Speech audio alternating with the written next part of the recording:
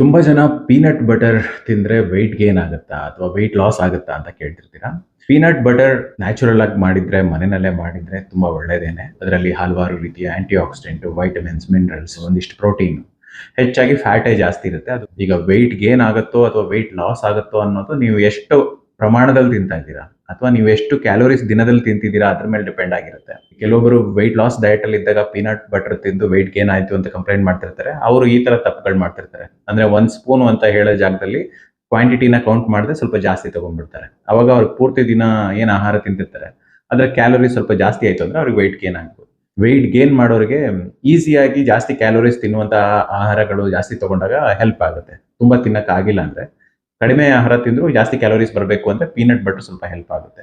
ನೀವು weight loss diet ಅಲ್ಲೂ ಕೂಡ ನಿಮ್ಮ ಒಂದು ದಿನದ ಕ್ಯಾಲೋರೀಸ್ ಎಷ್ಟಿದೆ ಅದರ ಒಳಗೆ ಈ ಪೀನಟ್ ಬಟರ್ ಬರ್ತಿದೆ ಅಂದ್ರೆ ನೀವು ತಗೋಬಹುದು. ಪೀನಟ್ ಬಟರ್ ತಗೊಳ್ಳೋದ್ರಿಂದ ನಿಮ್ಮ ಒಂದು ದಿನದ ಆಹಾರದಲ್ಲಿ ನಿಮ್ಮ ಕ್ಯಾಲೋರೀಸ್ ಜಾಸ್ತಿ ಆಗ್ತಿದೆ ಅಂದ್ರೆ ಅವಾಗ ನೀವು ಅದನ್ನ ಅವಾಯ್ಡ್ ಮಾಡೋದು ಬೆಟರ್. ಬಟ್ ಆದಷ್ಟು ಹೋಮ್ ಮೇಡ್ ಪೀನಟ್ ಬಟರ್ ಅಥವಾ ಹಿಂದ್ಗಡೆ ಇಂಗ್ರೀಡಿಯೆಂಟ್ಸ್ ಲೀಸ್ಟ್ ನ ಓದಿ.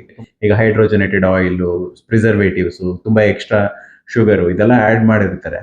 ಹೆಚ್ಚು ಮನೆಯಲ್ಲಿ ಮಾಡೋದಕ್ಕೆ ಹಲವಾರು ರೆಸಿಪೀಸ್ ಸಿಗುತ್ತೆ ನಿಮ್ಗೆ ಯೂಟ್ಯೂಬ್ ಅಲ್ಲಿ. ಅದನ್ನ ಟ್ರೈ ಮಾಡಿ ಮನೆಯಲ್ಲಿ ಮಾಡೋದಕ್ಕೆ ಪ್ರಯತ್ನ ಪಡಿ. ಹೊರಗಡೆಯಿಂದ ಬೈ ಮಾಡ್ತಿದ್ದೀರಾ ಅಂದ್ರೆ ಹಿಂದ್ಗಡೆ ಇಂಗ್ರೀಡಿಯೆಂಟ್ಸ್ ಓದೋದನ್ನ ಕಲೀರಿ ಸ್ವಲ್ಪ.